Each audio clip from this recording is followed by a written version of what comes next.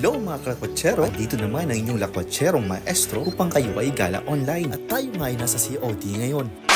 Naghahanap ng kalaban. Wala nga akong makitang kalaban. Pero nga dahil ako ay kalaban. Kaya naman ay magre-relax na lang ako dito. Wow. Naglatag na ako ng mantel ng hindi akin. Sa may makakita nito ay pasensya na po. Pagkatapos nga isinunod ko na ang kinuha kong kumot. Babalik ko naman po pagkatapos. At maraming salamat nga sa mantel at kumot. Dahil ako ay makaka-relax na. Ikaw na nga lang ang kulang. Ang view pag nasa baba. At ito naman ang view pag nasa taas. O, diba? Napaka-relaxing. At dito ngayon naisipan ko na mag-isip-isip. Akalain mo yun, may isip pala ako. Nahihirapan nga lang ako ng konti. At naisipan ko mag-meditate. At nang mag-meditate nga ako. At sa kalagitnaan nga ng aking meditation ay naalala ko ang mga utang ko.